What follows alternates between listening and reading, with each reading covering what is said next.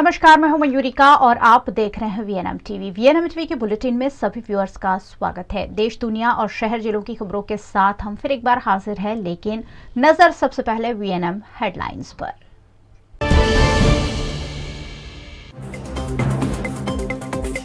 महाराष्ट्र के मुख्यमंत्री Eknath Shinde floor test में पास। महाराष्ट्र में अब ईडी सरकार।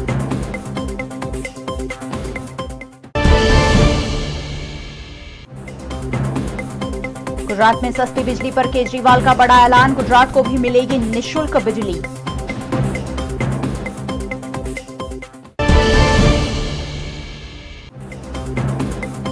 और वडोदरा का ललिता टावर खस्ता हाल। नाराज निवासियों का पूर्व भाजपा कॉर्पोरेटर पर हल्ला बोल।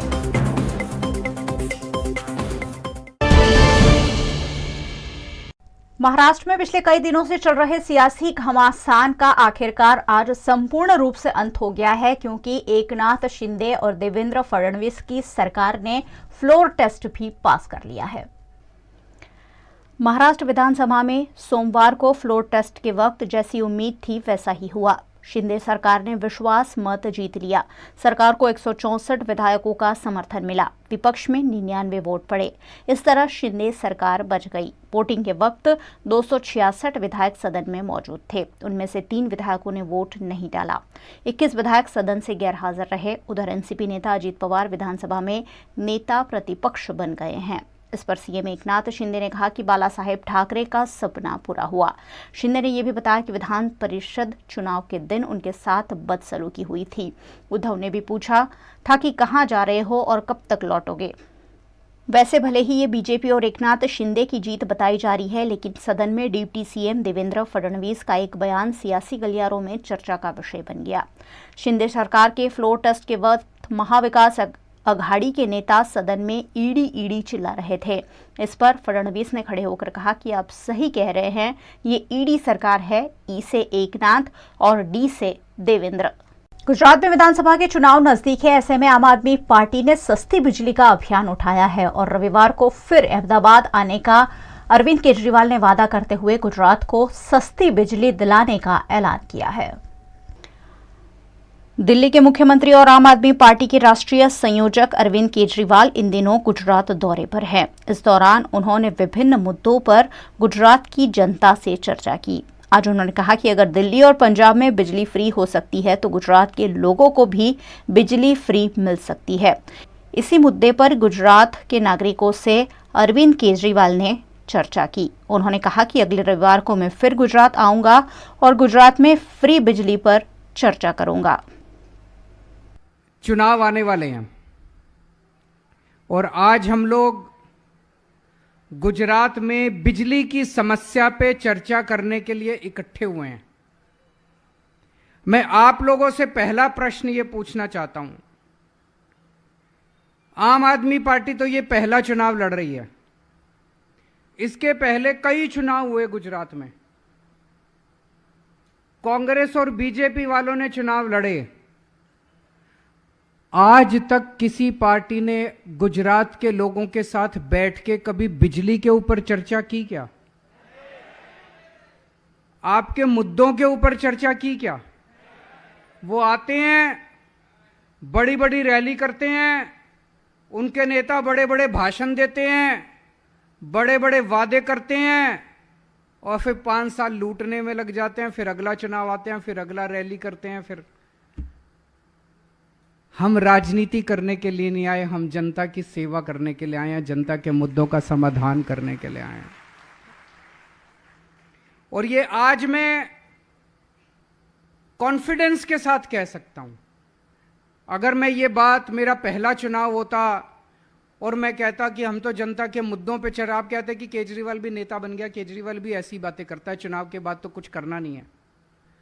हमने दिल्ली में करके दिखाया है, हमने पंजाब में करके दिखाया है। कार्यकर्ताओं के साथ मैं जुड़ा हुआ हूं, तो जब वो घर घर जाते हैं, लोगों से बात करते हैं, वो कहानियां भेजते हैं मेरे को, दिल रो पड़ता है लोगों के दुख सुन के। एक गरीब आदमी का अगर हजारों रुपए का बिजली का बिल आएगा तो वो अपने बच्चों को कैसे पढ़ाएगा, अपने परिवार को रोटी कैसे खिलाएगा? आखिर इतनी महंगी बिजली क्यों है गुजरात के अंदर? दोस्तों, गुजरात में मंत्री ऐश कर रहे हैं। आपने जिन लोगों को चुन के भेजा वो ऐश कर रहे हैं, उनकी बिजली का बिल 0 आता है।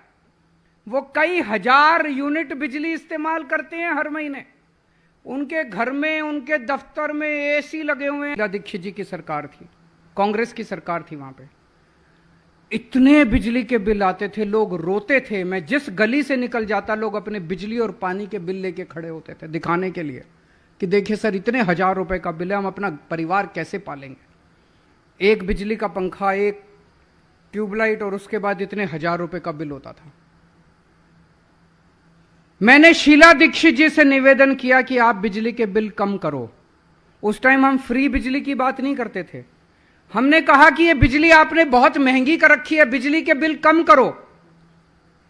मैंने बिजली, डॉक्टर कहते हैं कि अगर शुगर का मरीज 3-4 घंटे अगर भूखा रह जाए तो उसकी शुगर गिर जाती है और उसकी मौत हो सकती है।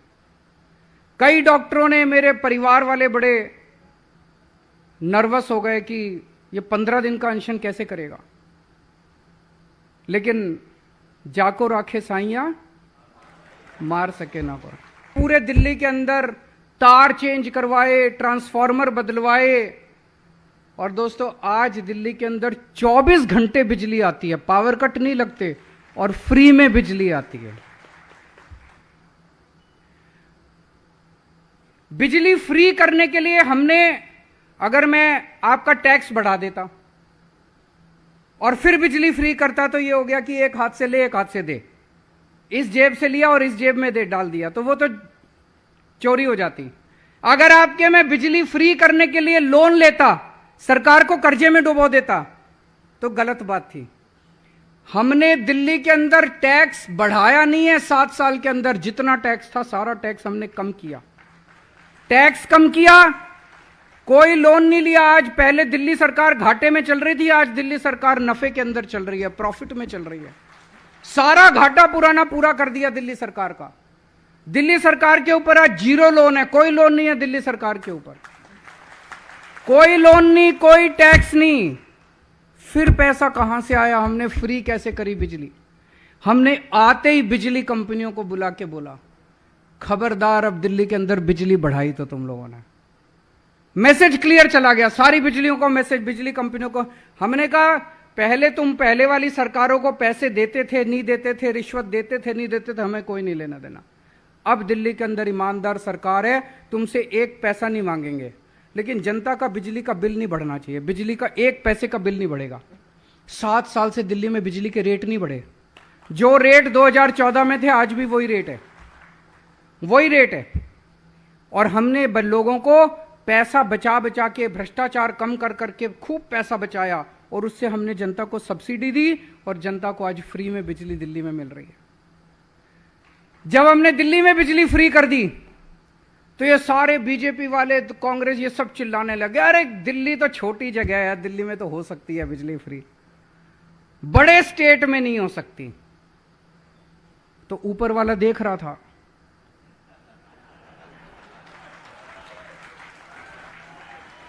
ऊपर वाले ने कहा ये तो गलत बात है, तो ऊपर वाले ने हमें एक बड़ा स्टेट भी दे दिया, पंजाब दे दिया। ऊपर वाला देख रहा था, तो ऊपर वाले ने अपनी झाड़ू चलाई और हमें पंजाब दे दिया। पंजाब आ गया।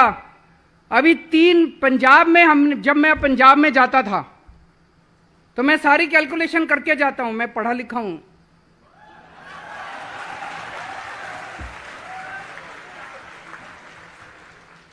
मेरी डिग्री भी असली है। वडोदरा के जेतलपुर रोड पर ललिता टावर में रहने वाले निवासियों ने समस्याओं से परेशान होकर बिल्डर अजित पटेल का घेराव करते हुए आक्रोश व्यक्त किया। गुजरात के वडोदरा शहर में जेतलपुर रोड पर ललिता टावर है, जहां 128 फ्लैट में कई परिवार रहते हैं, लेकिन ललिता टावर में असुविधाओं की भरमार है। यहां पानी नहीं आता है, साथ ही इमारत खस्ताहाल हो चली है। पार्किंग, ड्रेनेज समेत की कई तरह की समस्याओं से लोग परेशान हैं। यहां के निवासियों ने परेशानियों से जूझते हुए ललिता टावर के बिल्डर और पूर्व कॉरपोरेटर अजित पटेल के कार्यालय पर हल्लाबोल किया। सयाजीगंज में मनुभाई टावर स्थित अजित पटेल के कार्यालय पर मोर्चा ले जाते हुए स्थानीय निवासियों ने अपनी आपत्ति जताई। स्थानीय निवासियों द्वारा इस मौके पर अजित पटेल का घेराव भी किया गया और उन्हें समस्याओं से अवगत कराया गया।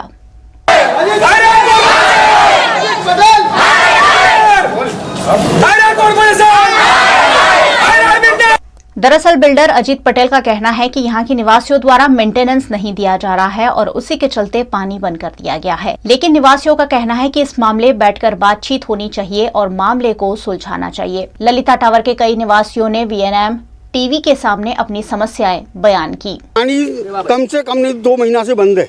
15 दिन से तो बिल्कुल ही पानी बंद है टोटली। एक बाल्टी पर एक टीपा पानी नहीं आ रहा है। लेकिन हमारा एक वस्तु છે કે ભાઈ જે પહેલા મેન્ટેનન્સ આપ્યું છે એ મેન્ટેનન્સ તો જે સોસાયટી બને છે આપણી તો સોસાયટી 6 મહિના પછી 12 મહિના પછી 4-5 મેમ્બર બનાવીને સોંપવામાં આવે છે। આજ તક મલાઈ ખાધી હું ખાધું એ પણ ખબર નથી બરાબર। આ હવે અજીતભાઈ એવું ખાસ રિલેશન છે ને ખાસ રિલેશનમાં હેરાન બેન કરે છે। એવું ગેટ પર નથી બનાવ્યા આજુબાજુ કઈ કે સોસાયટીમાં 2 ગેટ હોય। અમે એવું નથી કહેતા તમે અમે એવું નથી કહેતા કે તમે અમને પાણી એકલું આલો બરાબર। અમને ઘણી મુસીબત છે જેવું પાર્કિંગ આગળનું કોમર્શિયલ પાર્કિંગ પાછળ લાગે છે કોમર્શિયલ પાર્કિંગ પાછળ લાગે છે અને ઘણી વસ્તુ પ્રોબ્લેમ છે અને ઉપરથી જે પાછળનું વાયરિંગ આવી તમે જોવો એકવાર કોર્પોરેશનમાં કોઈ સાંભળવા તૈયાર નથી કોઈ ડ્રેનેજ સાફ કરવા આવતું નથી। પાણી નહીં બિલ્ડિંગ પડી જાય એવું થઈ ગયું છે। ચારે બાજુથી પ્લાસ્ટર પડે છે ચારે બાજુથી પ્લાસ્ટર પડે છે કોકના માથા પર આવશે તો જાનનું જોખમ છે। હા અને ગટરો 24 કલાક ઉભરાય છે। પાણી આજે 128 ફ્લેટ છે કેટલા વખતથી બિલકુલ પાણી આવતું નથી। લોકોને હેન્ડપંપ છે તો ચલાવી લે છે ઘણા લોકો બહારથી વેચાતું મંગાવે છે। સુધી કોઈ પણ કાર્યવાહી કરી છે અમે રાઇટિંગમાં આપ્યું છે એમને પણ કોઈ પણ વખત અમને રાઇટિંગમાં કોઈ વસ્તુ લખીને આપી નથી। આ અત્યારે એ જે કહે છે ને કે ભાઈ કોઈએ મેન્ટેનન્સ નથી આપ્યું ઘણા બધા લોકોએ મેન્ટેનન્સ આપ્યું છે પણ રસીદ નથી આપી। એટલે શું છે કે અત્યારે અમારી પાસે એવું કોઈ પ્રૂફ નથી કે એમની સાથે અમે ટેકનિકલી લડી શકીએ અને એનો ગેરફાયદો ઉઠાવે છે। તો એમ જ કહે છે કે હમણાં તમે ચાલુ કરો અને પૈસા ઉઘરાવો અને પછી હું પાણી ચાલુ કરું। પાણી સૌથી અમારો क्वेश्चन એવો છે પાણી સૌથી પહેલું ચાલू करे ત્યાર પછી આપણે मीटिंगो करिए। ये हमारा ऊपर सब गिरा सबने देखा। मैंने परसों मीटिंग जमी मैंने बोला सर मैंने कहा इधर हमारा सब गिर गया। बोले बना लो बोले तुम्हारा खर्चे से बनाओ बोले मैं नहीं बनाऊंगा मैंने तो सौंप दिए बोले तुमको घर बोले तुम तुम्हारा खर्चे से बना। अगले साल घर का अंदर गिरा मेरे से 4000 लिया तब रेती सीमेंट दी थोड़ी सी तब मैंने बनाया 4000 लेकर के मेरे को इतने सी रेती सीमेंट दी तब जाकर वो पूरी बिल्डिंग नीचे गिर गई हमारी। अब पूरे गिर रहा है हम कब मर जाएंगे घर के अंदर वो पता नहीं है। हम गई काले मारा घर ની છત પડી માણસ ત્યાં રહે છે એ અત્યારે મરતા બચી ગયું। 25 વર્ષ જૂનું છે એનું કોઈ મેન્ટેનન્સ પ્રોપર નથી થતું। ગમે ત્યારે ગમે તે બિલ્ડિંગ કે છત કે ખોબડો કશું પણ પડી શકે છે। તે વખતે નાનું બાળકથી લઈને સ્ત્રી પુરુષ ગળું કોઈના પણ જાનમાલને હાલી નુકસાન થાય છે। ગવર્મેન્ટે કે કોઈએ પણ અમને સાથ સહકાર આપવો જોઈએ કારણ કે એ મોટા માણસ છે અમે નાના છીએ એટલે પૈસાથી પણ અમે પાછા પડીએ છીએ અને પોલિટિકલ ગટ્સથી પણ અમે પાણીનું વિતરણ માટેની વ્યવસ્થા માટેનો સવાલ છે। પાણીના વ્યવસ્થાની અંદર બધા લોકોનો સાથ સહકાર મળે એટલે ચાલુ થઈ જશે। પાણી બંધ જ નથી 1 કલાક પાણી આપવામાં આવે છે। એ જો કોનું શું કેવું છે મારાથી ના કહેવાય મેં મારું ઓપિનિયન આપી દીધું। વડોદરાના વિદ્યાર્થીઓ માટે ખુશખબર Kanan.co હવે વાસણા ભાયલી રોડ પર ઇનોગ્રલ ઓફરમાં વિદ્યાર્થી મિત્રોને તમામ કોચિંગ સર્વિસીસ પર ફ્લેટ 25% ડિસ્કાઉન્ટ સાથે કેનેડા UK US માટે એડમિશન ફેસિલિટી તો ખરી જ। તો આજે સંપર્ક કરો અથવા વધુ જાણકારી માટે વિઝિટ કરો Kanan.co। 3rd floor Florence Excellence beside Bright Day CBSE School Vasna ભાયલી મેઇન રોડ વડોદરા। વડોદરાના ઘણા વિસ્તારો જેમ કે અકોટા માંજલપુર અલકાપુરી મકરપુરા વગેરે વિસ્તારોના લોકો ચિંતામાં છે। આ ચિંતાનું કારણ છે વડોદરાના લોકોમાં વધતી ઈર્ષા। જી હા અને આ ઈર્ષાનો સ્ત્રોત છે તરસાલી એરિયામાં આવેલ રેઝિડેન્શિયલ પ્રોજેક્ટ દર્શનમ પ્લેસ। ઘણી બધી એમિનિટીઝથી ભરપૂર આ 2 અને 3 BHK પ્રોજેક્ટ બની ગયો છે નવા ઘર શોધવાવાળા લોકો માટે એક અનોખો અવસર। पिताजी ये मुझे कहीं नहीं ले जाते चॉकलेट आइसक्रीम नहीं खिलाते कहते बचत नहीं बड़े पेट्रोल के दाम मेरा जीना हुआ हराम। गीता मैं पिकनिक पार्टी रोज ही जाते, चॉकलेट आइसक्रीम रोज ही खाते। जॉय ई बाइक ने बचत कराई, आखिर बचत भी तो है कमाई। यह है जॉय ई बाइक, जितनी दौड़ेगी उतनी बचत जोड़ेगी। आज ही घर लाएं और बचत कमाएं। जॉय ई बाइक। वडोदरा के सरदार स्टेट की पाउडर कोटिंग कंपनी में अचानक गैस का सिलेंडर ब्लास्ट होने से इलाके में अफरा तफरी मच गई। गुजरात के वडोदरा शहर में आजवा रोड पर सरदार स्टेट के रोड नंबर 5 पर अतुल बेकरी के पीछे कांचवाला ब्रदर्स नामक एक कंपनी में गैस सिलेंडर का बोतल फटने की घटना सामने आने से अफरा तफरी मच गई। यहां गैस सिलेंडर का बोतल फटने से कंपनी के मालिक दिलावर कांचवाला गंभीर रूप से घायल हुए हैं, वहीं 2 महिलाएं भी आग में झुलस गई है। घटना की जानकारी फौरन दमकल दस्ते को दी गई। दमकल विभाग ने मौके पर पहुंचकर घटना पर काबू पाने की कड़ी मशक्कत की। इस दुर्घटना से कंपनी मालिक को काफी नुकसान हुआ है। ભાઈને સેટ ન જાય ભાઈને કેટલા જણા હતા અંદર એક જ જણ હતા અમે બધા બહાર હતા અમે બધા બહાર હતા આ ભઠ્ઠી ગેસનો બાટલો ચાલુ કરવા ગયા હતા ને તે ધડાકો થઈ ગયો શેની ભઠ્ઠી શેની છે આ પાવડર કોટિંગ અમે કરીએ આ છે ને ગેસના લેટલો થઈ ગયો આ બધા એ અમે કલર કરીએ છીએ કલર થઈ ગયા પછી શું બાટલાને અમે લોકો ચાલુ કરતા હતા કોઈને ઇન્જરી થઈ છે કોઈને ઇન્જરી વાગ્યું ભાઈને જ વાગ્યું તમારા પોતાના ભાઈ છે હા દિલાવરભાઈ કાચવાલા એમનું શું નામ છે દિલાવરભાઈ કાચવાલા એમને હોસ્પિટલ લઈ જવામાં આવ્યા हाँ कांचवाला दिलावरभाई लई गया भाई मोटा भाई गया साथे। गुजरात के वडोदरा शहर में काला घोड़ा ब्रिज है जो अब खस्ता हाल हो चला है। ब्रिज से सीमेंट भी गिर रही है, ऐसे में यहाँ अप्रिय घटना का डर बना हुआ है। वडोदरा का प्रतापनगर ब्रिज खस्ताहाल हो चला होने की खबरें हाल ही में उजागर हुई थी, जिसके बाद उस ब्रिज की मरम्मत शुरू कर दी गई है। इसी बीच अब वडोदरा के मध्य में बनाया हुआ काला घोड़ा सर्कल निकट का काला घोड़ा ब्रिज भी खस्ताहाल होने की जानकारी सामने आई है, जिस पर वडोदरा के सामाजिक कार्यकर्ता अतुल गामेची ने प्रशासन का ध्यान आकर्षण कराया है। वडोदरा शहरનો આ કાલાઘોડા બ્રિજ છે। આ કાલાઘોડા બ્રિજ વર્ષો જૂનો બ્રિજ છે, રાજા ગાયકવાડના સમયનો બ્રિજ છે। હાલમાં જોઈ શકો છો કે આ જે બ્રિજ છે એ બ્રિજની દુર્દશા આપ જોઈ શકો છો। બ્રિજના કાંગરા ખરી ગયા છે, બ્રિજના સળિયા દેખાઈ રહ્યા છે, આ ઢીંગલીઓ તૂટી ગઈ છે। સાથે સાથે અહીંયા માતાજીનું મંદિર આવેલું છે, આશ્રમાનું મંદિર છે। અનેક ભાવિક ભક્તો અહીંયા આવતા હોય છે। રવિવાર અને મંગળવારે અહીંયા પુષ્કળ પ્રમાણમાં ગીર્દી હોય છે, ભક્તો આવતા હોય છે। ત્યારે આ બ્રિજ જે વારે ઘડીએ રોજ ઉપરથી પોપડા ખરી પડ્યા છે, સળિયા પડી રહ્યા છે। એક બાજુ વડોદરા મહાનગરપાલિકા સ્માર્ટ સિટીની વાતો કરે છે અને બીજી બાજુ આ એક જૂનામાં જૂનો બ્રિજ છે એને રિનોવેટ કરતા નથી। વડોદરા મહાનગરપાલિકા સ્માર્ટ સિટીના હેઠળ અન્ય નવા કેટલાય બ્રિજો બનાવ્યા છે, ત્યારે આ જૂનો જમાનાનો જે બ્રિજ છે એને રિપેરિંગ કરવું જોઈએ, વહેલામાં રીતે રિનોવેટ કરવામાં આવે તેવી અમારી માંગ છે। वीएनएम बुलेटिन में वक्त है एक छोटे से ब्रेक का। बने रहिए हमारे साथ। ब्रेक के उस पार भी खबरों का सिलसिला लगातार जारी रहेगा। देखते रहिए वीएनएम टीवी। वडोदरा शहर में मोगलवाड़ा मस्जिद निकट बुरहानी अपार्टमेंट के निवासी गंदगी से परेशान हैं और कॉरपोरेशन के खिलाफ अपना रोष व्यक्त कर रहे हैं। जब भी चुनाव आते हैं, जनप्रतिनिधि बड़े बड़े दावे और वादे करते हैं, लेकिन चुनाव जीत जाने के बाद जनता को भगवान भरोसे छोड़ दिया जाता है। कुछ ऐसा ही वडोदरा के मोगलवाड़ा मस्जिद बुरहानी अपार्टमेंट में देखने मिल रहा है, जहां बरसाती कांस की सफाई नहीं होती है, जिसके चलते यहां गंदगी की भरमार है। इस मामले की शिकायत बार बार वार्ड नंबर 14 कालूपुरा में की गई है, लेकिन ठोस कार्यवाही के अभाव में स्थानीय निवासी आज भी परेशान हो रहे हैं, जिसके चलते स्थानीय निवासियों ने फिर एक बार वार्ड कार्यालय में मामले की शिकायत की।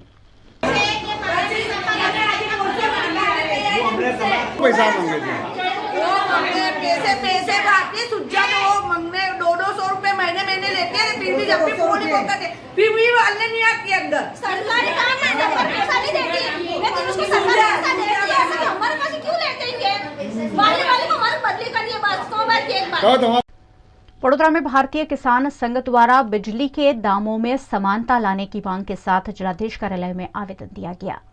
सरकार द्वारा किसानों को हॉर्स पावर आधारित और मीटर आधारित ऐसे 2 पैमानों पर बिजली आपूर्ति की जाती है, जिससे बिजली के दामों में भी काफ़ी अंतर देखने मिलता है। ऐसे में मीटर आधारित किसानों को नुकसानी उठानी पड़ती है। मीटर आधारित किसानों को भी हॉर्स पावर आधारित दाम से ही बिजली की आपूर्ति किए जाने की मांग भारतीय किसान संघ द्वारा कलेक्टर कार्यालय में आवेदन देकर की गई। संगीत क्या पहचान, त्याग तपस्या और बलिदान। किसान संगीत क्या पहचान, त्याग तपस्या और बलिदान। अंडे के हम भंडार भरेंगे, लेकिन कीमत पूरी लेंगे। आज हम मीटर है वो हॉर्स पावर आधारित बिजली मिले, इसलिए हम आज वो कर रहे हैं कि हम हॉर्स पावर आधारित हो जाए। सभी मीटर 20,000 मीटर जिले में है और 5,000 मीटर हॉर्स पावर आधारित है, तो 20,000 मीटर हमारे जिले में हॉर्स पावर आधारित होना चाहिए, ऐसी मांगनी है। वडोदरा शहर में स्पेशली एबल्ड बच्चों के लिए कोशिश संस्था कार्यरत है। संस्था द्वारा NGMA दिल्ली के साथ मिलकर स्पेशली एबल्ड बच्चों के लिए एक खास पहल शुरू की गई है।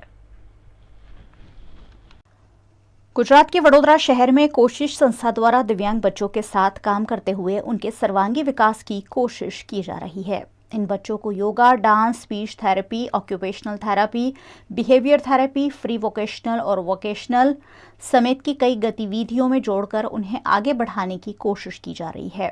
इसी क्रम में न्यू दिल्ली में आयोजित national gallery of modern art द्वारा आयोजित राष्ट्रीय स्तर के शो में कोशिश के बच्चों ने भी शिरकत की, जहां कोशिश द लर्निंग सेंटर के बच्चों ने हिस्सा लेते हुए उनकी प्रतिभा देश दुनिया को दिखाई, जिसमें cooking, painting, drawing, rangoli making जैसी कई गतिविधियां शामिल रही। इस कार्यक्रम का उद्घाटन VNM टीवी की CEO गायत्री व्यास द्वारा किया गया। इस कार्यक्रम का उद्घाटन VNM टीवी की मैनेजिंग डायरेक्टर गायत्री व्यास द्वारा किया गया।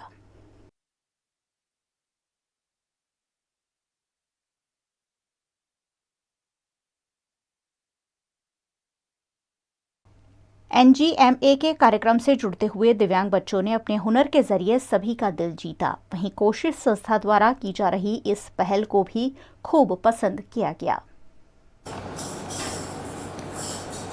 कोशिश लर्निंग सेंटर में तमारो दीकरो छे, શું એ શીખી રહ્યો છે અને કેટલો ફરક છે કે જે ઘરે એમનું ડેવલપમેન્ટ થતું હતું અને સેન્ટરમાં આવીને શું તમે વિચારો છો? નિરલ લગભગ નિરલ અને કુનાલ બંને મારા દીકરાઓ છે અહીંયા, અને છેલ્લા 20થી 22-23 વર્ષથી આ કોશિશ સેન્ટરમાં આવે છે. અહીંયા એને કુકિંગનું પ્લસ ઘણી બધી એક્ટિવિટીઝ અહીંયા થાય છે એનાથી. એટલે જે પેલા એની હાઈપર થોડોક હતો એટલો બધો શાંત થઈ ગયો છે સોશિયલી, અને બધી રીતે બહુ સરસ થઈ ગયું છે અહીંયા. હા, એનું કોન્ફિડન્સ લેવલ વધી ગયું છે અને ઘણી બધી એમાં અસર અમને દેખાઈ રહી છે. તમે શું કહેશો? મને બી બહુ જ સારું લાગે છે. કોશિશમાં 25 વર્ષથી આવે છે અમારો નિરલ. કુનાલ હમણાં 1-2 વર્ષથી ચાલુ થયો છે, પણ ઘણો જ ઇમ્પ્રુવમેન્ટ છે, બહુ જ ઇમ્પ્રુવમેન્ટ. ઘરે પહેલાં એટલું કાંઈ નહોતો કરતો, પણ હવે એનામાં એકાગ્રતા બી બહુ આવી છે, કોન્ફિડન્સ બી બહુ આવે છે. અમને તો બહુ જ સારું લાગે છે. એમના અચીવમેન્ટ એટલે તમે ક્યારેક વિચાર્યા હતા કે આવું પણ અચીવ કરી શકશે દીકરાઓ? કોઈ દિવસ નહીં. આવું ડ્રોઈંગ આટલું સરસ કરી શકશે અમે કોઈ દિવસ નહોતું વિચાર્યું ને. કુકિંગમાં બી આટલું સરસ કરશે અમે નહોતું વિચાર્યું. ડ્રોઈંગમાં તો એ લીટી પણ નહોતો દોરી શકતો. આજે એનું ડ્રોઈંગ યુનિક્સમાં સિલેક્ટ થયું છે અને કુકિંગમાં બી બહુ સરસ આગળ છે. મુદ્રા ફાઇન આર્ટ્સમાં જાય છે અને ત્યાં મેડમ એને લીટી પણ નહોતો દોરી શકતો, તો એટલું આજે યુનિક્સો સુધી એનું એક ડ્રોઈંગ સિલેક્ટ થયું હતું અને એને પ્રાઇઝ મળી હતી કિશન રેડ્ડીના હસ્તે, પ્લસ 50,000નો ચેક મળ્યો હતો. એટલું બધું પ્રોત્સાહન મળ્યું હતું એને. અને કોશિશમાં સૌથી મહત્ત્વની એ વાત એ છે કે અહીંયા એટલો બધો સરસ એને વાતાવરણ મળ્યું છે, એક પ્રેમ, એક લાગણી. અને હું ઘણા બધા છોકરાઓને જોઉં છું કે પહેલાં શાંત બેસી નહોતા શકતા, આજે એટલા બધા શાંત અને એટલા સરસ થઈ ગયા છે, જોઈને અમને સંતોષ થાય છે. એના અમને એક સારું સેન્ટર મળ્યું છે અને જરાય આમ પ્રોફેશનલી અમને નથી લાગતું ક્યાંય આ વસ્તુ, અને એટલું બધું સરસ લાગે છે કે અમે કદાચ શબ્દોમાં એ બહુ નથી કહી શકતા. એટલે એવું કહી શકાય મેમ કે એક ઘરથી નીકળીને બીજા ઘરે આવે છે. યસ હું તો એમ થાય છે કે મારા છોકરાની માં હું નથી, પણ આ સેન્ટરના ટીચર્સો એમની માં છે, અમારા પછી એમની માં છે. પરિવાર જેવું લાગે, એક પરિવાર જેવું, એક ફેમિલી જેવું છે કે અમારા પછી અમારા છોકરાઓને અમને ટેન્શન નથી કે ભાઈ આ કોશિશમાં અમારા છોકરાઓ સરસ સેટ થઈ રહ્યા છે. શું કહેશો તમે સેન્ટરની જે કાર્યપ્રણાલી છે એના વિશે થોડું? એટલે કાર્યપ્રણાલીમાં તો બેસિકલી એ ઇમ્પોર્ટન્ટ એ છે કે દરેક છોકરાની કપેસિટીઝ અને લિમિટેશન્સ એને કન્સિડર કરીને એમની પાસેથી એ એક્ટિવિટીઝ કઢાવે છે, એકચ્યુઅલમાં કઢાવે છે. આપણે એવું કહીએ કે એમની લિમિટેશન્સ, કારણ કે બધા છોકરાઓની લિમિટેશન્સ હોય છે. લિમિટેશન્સ પણ છે એમની કેપેસિટીઝ પણ શું છે એને ઓળખીને એ રીતે એમની પાસે કામ કરાવે છે. અને બીજું આમણે કહું એટલે ઇટ્સ અ ફેમિલી.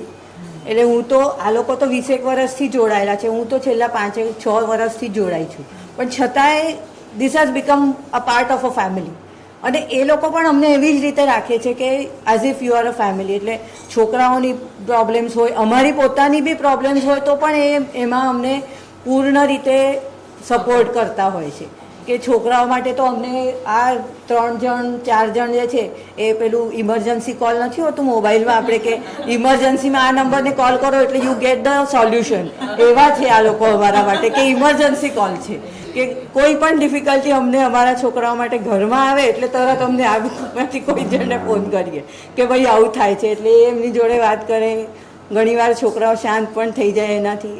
અને મેઇન ઇમ્પોર્ટન્ટ પીરિયડ જે હતો કોરોના કાળનો હતો, જે કોરોના કાળમાં આપણે બધાને જ ઘરમાં રહેવાની ટેવ નહોતી, ઓલ ઓફ અ સડન આપણે રહેવું પડ્યું હતું ઘરમાં. એટલે અમારા માટે પેરેન્ટ્સ માટે મોટું ચેલેન્જ હતું કે આ છોકરાઓને ઘરમાં કેવી રીતે રાખવા અને બેસિકલી એક્ટિવિટી કેવી રીતે કરાવી. એ કાળમાં પણ આ લોકોએ ઓનલાઈન ક્લાસીસ ચાલુ કરીને ઘરમાં છોકરાઓ માટે કંઈક ને કંઈક એક્ટિવિટીઝ આપીને, અમને ઇન્વોલ્વ કરીને એક્ટિવિટીઝ આપીને પણ એ છોકરાઓને બિઝી રાખવાનું જે જરૂરી કામ હતું એ અમારી પાસે કરાવડાવ્યું અને છોકરાઓને કરાવડાવ્યું, જેથી અમારા માટે એ જે પીરિયડ હતો એ થોડો આસાન થઈ ગયો કે कोरोना कोशिश की कोशिश बहुत कामयाब सुजाता मैम, कोशिश की रचना से कोशिश की कामयाबी, ये बहुत बड़ा अचीवमेंट है. ये कोशिश की रचना के पीछे मोटो क्या था? थोड़ा मुश्किल सवाल है बट कोशिश करूँगी आंसर करने का. मैं जब बहुत छोटी थी, जब मैं खुद 10th 12th में पढ़ रही थी, तब मेरे सोसाइटी के आजू बाजू कुछ मैंने ऐसा एक्सपीरियंस किया. एक्चुअली पहला एक्सपीरियंस तो मेरा ब्लाइंड के साथ था, तो वो फेज़ ऐसा था कि मुझे ब्रेल सीखी, मैंने ये सब किया. उसके बाद मेरा एक्सपीरियंस हुआ डाउन सिंड्रोम के साथ. सो इवेंचुअली मैंने ये रियलाइज़ किया कि मेरी थोड़ी इंक्लिनेशन है बच्चों के प्रति, और मैंने अपनी ग्रेजुएशन की human development and family studies से. तब मेरे ग्रेजुएशन पीरियड में कुछ 2-3 महीने ऐसा था कि जब मैंने स्पेशल बच्चों के साथ काम किया, एंड उस दौरान में मेरे को बहुत ज़्यादा सेटिस्फैक्शन मिली. बहुत हार्ड वर्क किया बट बहुत सेटिस्फाइंग था. एंड उस टाइम से आई थिंक मैं इंक्लाइंड हो गई थी कि मुझे इस लाइन में ही कुछ करना है, पर ये सोचा नहीं था कि यहाँ तक पहुँचूँगी. यू नो, एक होता है कि हाँ कुछ करना है तो कर लिया, चालू किया, बट चालू करने के बाद एक के बाद दूसरा, दूसरे से तीसरा, अपने आप दिशा खुलती गई, अपने आप इंक्लिनेशन बढ़ती रही, अपने आप चैलेंजेस. एक तो बड़ौदा रादर इंडिया में ही जब मैंने स्टार्ट किया आज से 25-30 साल पहले, स्पेशल एजुकेशन क्या है, उसका महत्व क्या है, लोगों को बहुत ही कम नॉलेज थी. तो हमारे लिए, मतलब मेरे लिए पर्टिकुलरली, हमारा कोई मेंटर ही नहीं था. सो जब स्टार्ट किया अपने ही ट्रायल एंड एरर मेथड से चालू किया. पहले बहुत ही टिपिकल वो रियलिस्टिक, जिसे नॉन रियलिस्टिक जिसे कहते हैं ना, थॉट थी कि हम बच्चों को इंक्लूजन करेंगे, ये करेंगे, वो करेंगे, उस हिसाब से चालू किया. बट विद टाइम हमें पता चला कि कुछ बच्चे आप इंक्लूजन कर सकते हैं, कुछ नहीं कर सकते हैं. तो हर बारी, हर साल, कुछ 2-4 साल के बाद कुछ चैलेंज पड़ता जो हमको पछाड़ता था. उस पछाड़ से हमने सीखा कि नहीं, आगे ये है, अब इस सिचुएशन से आगे कहाँ बढ़ना है. जब सेंटर चालू किया था, ये बिल्कुल नहीं सोचा था कि हम लोग प्री वोकेशनल चालू करेंगे या बच्चों को कुकिंग सिखाएंगे. हमारे पास छोटे बच्चे आते थे, कुछ बच्चे आज तक आते हैं, आज 25-26 साल हो गए. उन बच्चों के साथ काम करते करते ही सीखा कि अच्छा, अब सैचुरेशन पॉइंट आ गया, पढ़ाई हो गई, अब इनका आगे बढ़ ही नहीं सकते, वो भी फ्रस्ट्रेट हो रहे हैं, हम भी फ्रस्ट्रेट हो रहे हैं, अब आगे क्या. तो ऐसे धीरे धीरे डेवलप किया, बहुत सारी चीज़ें ट्रायल की. बट बहुत ट्रायल के बाद हमने ये रियलाइज़ किया कि घर से रिलेटेड कोई चीज़ है जो बच्चे कर भी पा रहे हैं और उनको खुद को भी बहुत मोटिवेटेड फील होता है, बिकॉज यहाँ पे वो लोग कर पा रहे हैं, घर पे they can prove, they can be constructive member in the house. जैसे आज आपका बच्चा, आपको अभी किसी पेरेंट ने बोला कि कोरोना काल में प्रॉब्लम हुआ इतना, तो उस टाइम पे उठ के हमको टाइम मिला अपने आप को प्रूफ करने का, अपनी ट्रेनिंग प्रूफ करने का. मुझे याद है हम पेरेंट्स को फ़ोन करके बोलते थे, आपके यहाँ बाई आ रही है, आपके यहाँ नौकर आ रहा है, नहीं आ रहा है, बर्तन कौन धो रहा है? हम धो रहे हैं। क्यों धो रहे हो भाई? बच्चे को बताओ, आपका बच्चे को आता है? तो इस टाइप की हमने पेरेंट्स को फ़ोन कर करके बोला कि बच्चे को बर्तन धोने दो, पोंछने दो, रखने दो। आपका बच्चा एक्स बच्चा है, वो आटा बहुत अच्छे से लगाता है, आप उसको लगाने दो। आपका वाई बच्चा है भाई, वो डस्टिंग बहुत अच्छा करता है। सो इस तरीके से, और over a period of time मुझे ऐसी फीलिंग है कि कुकिंग एरिया में तो हमारे बच्चे बहुत एक्सेल करते हैं, और क्योंकि वो एक्सेल करते हैं हम भी ज़्यादा उसी पे इम्पोर्टेंस दे रहे हैं। बट पेंटिंग है, ड्राइंग है, कलरिंग है, हर चीज़ में करते हैं, but cooking is one area, major achievement area. Besides that बहुत सारे बच्चे हैं जो अपने घर से पहले निकलते ही नहीं थे। अब धीरे धीरे, एक तो हमारा सेंटर इस एरिया में कि आजू बाजू सेफ्टी है और आजू बाजू बहुत कुछ है, तो धीरे धीरे पहले एक टीचर के साथ जाते थे बाहर सब्जी लेने या दूध लेने या ब्रेड लेने। अब ऐसा हो गया कि हमारे कुछ बच्चे ऐसे हैं जिनको हम 8-10 चीज़ें लिस्ट दे दें, 2-3 बच्चे साथ में मिलके यहाँ से डीमार्ट जाते हैं, अपना लिस्ट के हिसाब से सामान उठाते हैं और लेके आते हैं। तो ये हमारे लिए एक बहुत बड़ी अचीवमेंट है। कुछ बच्चे हैं जो बेसिक बैंकिंग कर सकते हैं, उनको स्लिप बुक भर के दे देते हैं, वो जाते हैं अपना, हमारा बैंक में हमारे बाजू में अपना चलते हुए आराम से जाते हैं, अपनी स्लिप बुक डिपॉजिट करते हैं, जो करना है वो करके आते हैं। सो इस लेवल की ट्रेनिंग तक हम पहुंच गए हैं। और ऐसा कह सकते हैं कि ओवरऑल डेवलपमेंट हुआ है, में नहीं हुआ है। हाँ जी, 101%। ऐसा कह सकते हैं कि कुछ हद तक अगर बच्चा इस लेवल तक तैयार हो गया है कि अगर उसको अकेले रहना पड़े, जो कि फ्यूचर में होगा, अपने सिबलिंग्स पे वो भार नहीं होगा। इंडिया में अभी भी ये है कि माँ बाप के बाद बच्चों को कौन ध्यान देगा? उसका भाई और उसकी बहन।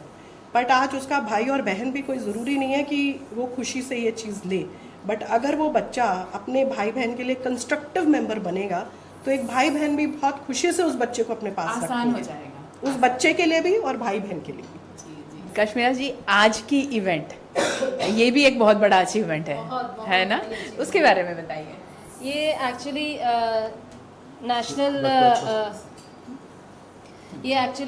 National gallery of modern art करके NGMA जो जयपुर हाउस न्यू दिल्ली में है, उन्होंने ये प्लेटफॉर्म दिया है जहाँ पे बहुत बहुत बड़े बड़े लोग मुश्किल से एंट्री ले सकते हैं। वहाँ पे हमको ये मौका मिला है कि हम हमारे बच्चों को शोकेस कर सके वहाँ पे। तो ministry of culture, government of India is also supporting to this level. वो बहुत बड़ी बात है हमारे लोगों के लिए कि हमारे बच्चे वहाँ पे भी प्रूव कर सकते हैं। अब यानी हमारे बच्चे कहीं भी पीछे नहीं पड़ने वाले हैं। स्पेशली ये प्रूव करना कि भाई हमारे बच्चे कुछ भी कर सकते हैं, कोई भी ऊंचाइयाँ छू सकते हैं, वो एक इसका एग्जाम्पल है।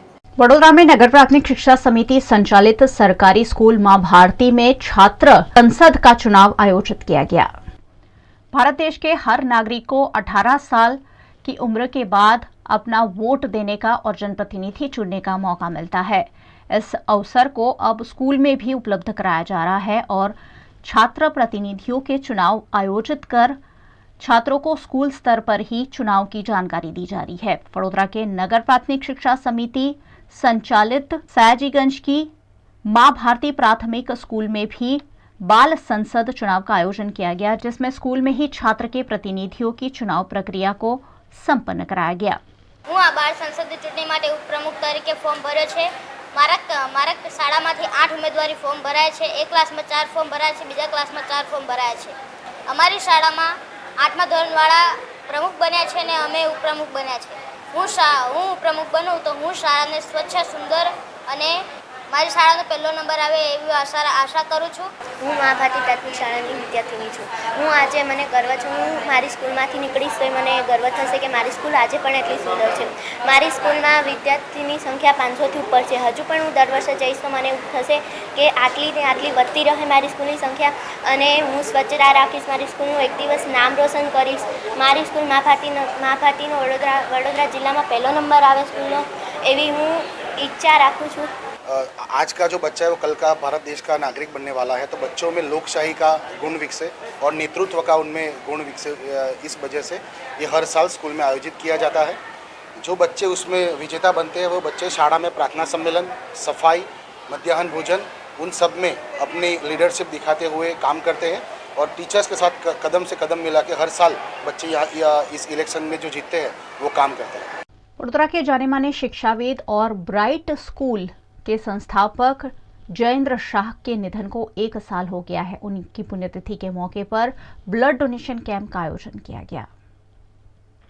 वडोदरा शहर में ब्राइट स्कूल की स्थापना कर लाखों छात्रों को अलग अलग क्षेत्रों में अव्वल बनाने वाले जयेंद्र शाह अब नहीं रहे। उनकी पहली पुण्यतिथि के मौके पर ब्राइट डे प्ले सेंटर वासना में हिंदू ब्लड बैंक के सहयोग से ब्लड डोनेशन कैंप का आयोजन किया गया। इस मौके पर उनका परिवार, स्कूल के शिक्षक और प्रबंधन से जुड़े लोग उपस्थित रहे और सभी ने रक्तदान कर जयेंद्र शाह को पहली पुण्यतिथि पर श्रद्धांजलि दी। ब्राइट ग्रुप ऑफ स्कूल्स के फाउंडर श्री जयेंद्र भाई आर शाह की प्रथम पुण्यतिथि है। इस दिन आज हमने ब्राइट स्कूल ने अपने स्टाफ और अपने कर्मचारियों के लिए ब्लड डोनेशन कैंप का आयोजन किया है। ब्राइट स्कूल में हिंदू ब्लड बैंक के सहायता से आज हमारे डायरेक्टर सर जयेंद्र सर, उनकी फर्स्ट डेथ एनिवर्सरी है और वही ओकेज़न पे ये ब्लड डोनेशन का कैंप रखा है। पूरा ब्राइट परिवार उसमें जुट गया है। ब्राइट स्कूले આજે અમારા ખૂબ જ વાલા એવા જયેન્દ્ર સરની પ્રથમ પુણ્યતિથિએ બ્લડ ડોનેશન કેમ્પનું જે આયોજન કર્યું છે એ ખરેખર ખૂબ જ સરાહનીય છે, કારણ કે બ્લડ તો દરેક વ્યક્તિએ જે હેલ્ધી છે એણે ડોનેટ કરવું જ જોઈએ અને એમાં મોટે ભાગે એવું હોય છે કે લેડીઝ બહુ ઓછું ડોનેટ કરતી હોય છે, પણ આ વખતે આજે જોઈ રહ્યા છે કે આજે લેડીઝ ખૂબ ડોનેટ કરી રહી છે આજના દિવસે। એટલે ગમે ત્યારે બી જીવનમાં કોઈને બી ક્યારે બી બ્લડની જરૂરત પડતી હોય તો જો આપણા જેવા જે સમજદાર અને જાગૃત વ્યક્તિઓ જો બ્લડ ડોનેટ કરે તો એ બીજાને પણ આપણે બીજાની જિંદગી બચાવી શકીએ છીએ। અને કેટલા વર્ષોથી મારું એવું સપનું હતું કે હું બ્લડ ડોનેટ કરું અને કોઈકને મારું બ્લડ કામ લાગે, તો આજે જયેન્દ્ર સરની પુણ્યતિથિ નિમિત્તે મને બ્રાઇટ સ્કૂલે મારું સપનું સાકાર કર્યું। Thank you bright school, thank you Jayendra sir. एक और वडोदरा महानगर पालिका द्वारा तालाबों के ब्यूटिफिकेशन के नाम पर करोड़ों रुपए का खर्च हो रहा है। वहीं दूसरी ओर वडोदरा का सरसिया तालाब गंदगी से लबरेज ही है। वडोदरा शहर के 4 दरवाजा इलाके में सरसिया तालाब है, जहां ताजिया का विसर्जन भी होता है और गणेश प्रतिमाओं का भी विसर्जन किया जाता है।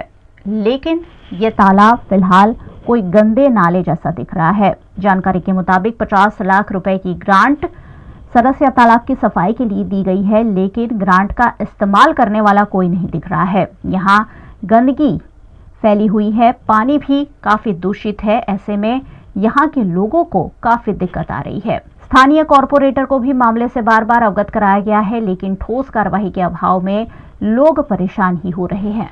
ये याकुतपुरा सरसिया तालाब है, याकुतपुरा के अंदर आया ये, और बड़ौदा के बिल्कुल सेंटर में ये तालाब है। गायकवाड़ी शासन के टाइम के जितने भी तालाब थे सबका ब्यूटिफिकेशन हुआ। इसमें से जो मुस्लिम विस्तार के अंदर जो 2 तालाब आ रहे हैं, एक सरसिया तालाब है, दूसरा राजा रानी तालाब है। यहाँ पे इसकी ग्रांट पास भी हुई थी, मगर ये ग्रांट पास होने के बावजूद भी यहाँ पे काम करने में नहीं आ रहा है। ये जो तालाब है इसके ये आस्था का एक केंद्र है, जहाँ पे हर त्यौहार पे मुहर्रम के टाइम पे ताजिया विसर्जन का काम होता है और गणपति के टाइम पे गणपति विसर्जन का काम होता है, और अमुक धार्मिक विधियाँ भी यहाँ पर जो करने में आती है। कि कॉरपोरेशन के अधिकारी जो भी है जिन्होंने ये ग्रांट फाड़ी है, मुझे लग रहा है कि यहाँ के जो कॉरपोरेटर है और जो जिसने ग्रांट फाड़ी है वो इन दोनों की मिली जुली है। इन दोनों की मिली जुली है। जो पैसे ग्रांट फाड़ते वो ग्रांट के अंदर से पैसों की ये लोग बेचनी कर लेते हैं, और ये पैसा कहाँ गया इसकी किसी को कुछ पता नहीं है। बार बार रजूआत करने के बावजूद कॉरपोरेशन में कलेक्टर ऑफिस में दिया हुआ है इसका आवेदन पत्र, कमिश्नर ऑफिस में दिया हुआ है, मेयर तक को भी बोला हुआ है कि भाई सरसिया तालाब का ब्यूटिफिकेशन का आगे का कामकाज का क्या। आज तुमने इतने टाइम से बड़ौदा शहर के जितने भी तालाब है सबका ब्यूटिफिकेशन किया, इस तालाब की ऐसी तो क्या वजह है कि आप लोग ब्यूटिफिकेशन करते नहीं हैं। वडोदरा शहर के नागरिकों को भीड़ भाड़ से दूर रहकर आराम से ग्रोसरी खरीद सके, इस आशय के साथ वडोदरा शहर में 5वां मी स्टोर सुपर स्टोर का उद्घाटन किया गया है। गुजरात के वडोदरा शहर में दिवालीपुरा इलाके में ग्रोसरी स्टोर मी स्टोर का उद्घाटन हुआ है। इस मौके पर वैष्णवाचार्य व्रजराज कुमार खास उपस्थित रहे। साथ ही वडोदरा की सांसद रंजनबेन भट्ट, मेयर केयूर रोकड़िया, भारतीय जनता पार्टी के अध्यक्ष डॉक्टर विजय शाह, दंडक चिराग बारोट समेत के अग्रणियों की भी यहां उपस्थिति रही। मी स्टोर में सभी तरह की ग्रॉसरी आइटम्स को अवेलेबल किया गया है, जिसमें से कई ग्रॉसरी आइटम पर करीब 50% का डिस्काउंट भी दिया जा रहा है। साथ ही फ्री होम डिलीवरी जैसी कई ऑफर भी यहां रखे गए हैं।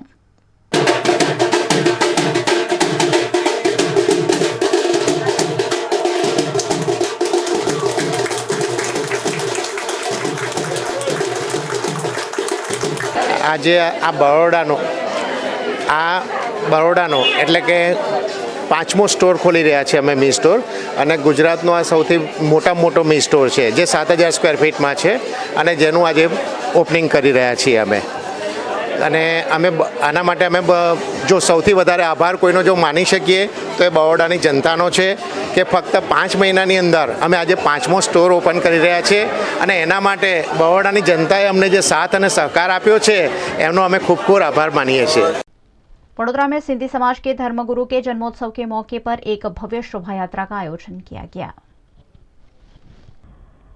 सिंधी समाज के सदगुरु स्वामी टेवराम जी महाराज के 136वें जन्मोत्सव को मनाने के भागरूप वडोदरा में वारसिया स्थित प्रेम प्रकाश धर्म तीर्थ द्वारा विभिन्न कार्यक्रमों का आयोजन किया गया।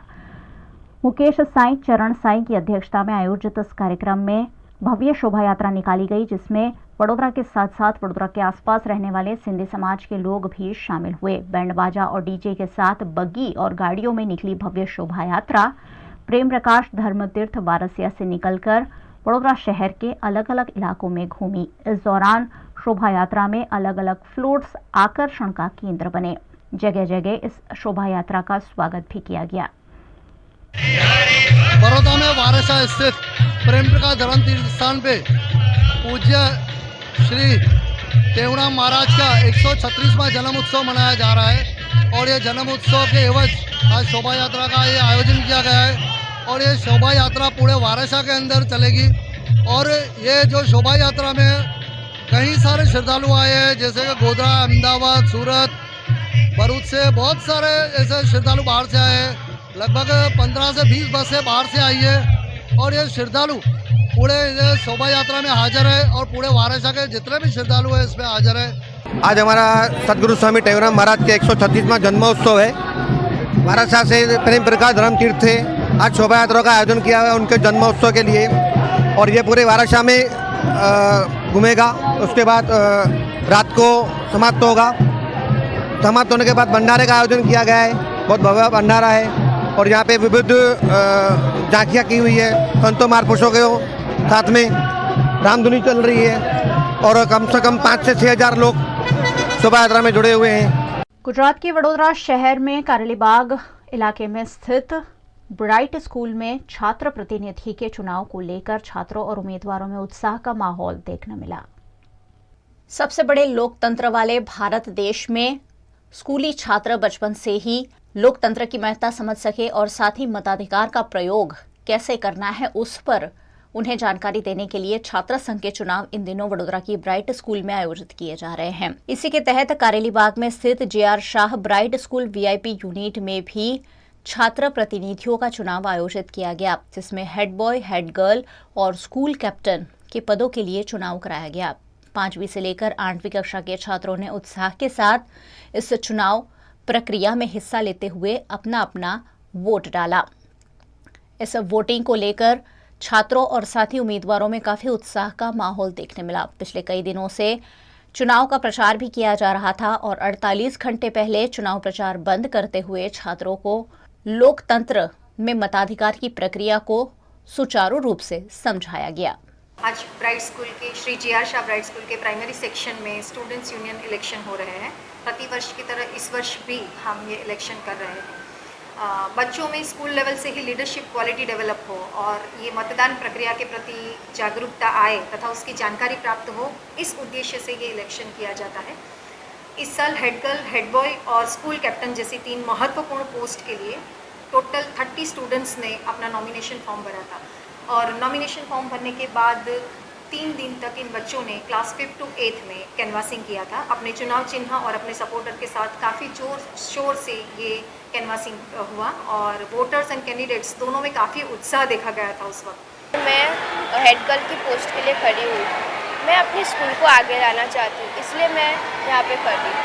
मैं हेड बॉय की पोजीशन के लिए खड़ा हूँ। I have nominated my name for the post of head boy. Gujarat के वडोदरा शहर में समासावली रोड पर श्री कृष्ण हॉस्पिटैलिटी के सहयोग से गांधी खमण हाउस शॉप का उद्घाटन हुआ है।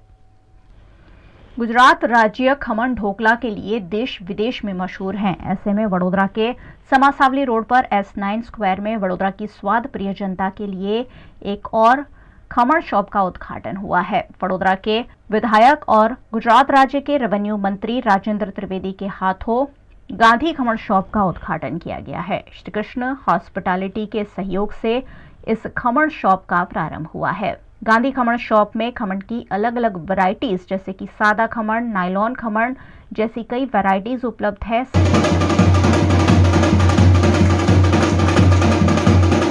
साथ ही सूरत की खास डिश सुरती लोचा में भी 15 जितनी वैरायटीज गांधी खमण शॉप में देखने मिल रही है। गांधी खमण शॉप के उद्घाटन के मौके पर रेवेन्यू मंत्री राजेंद्र त्रिवेदी ने शॉप के मालिकों को शुभकामनाएं दी है।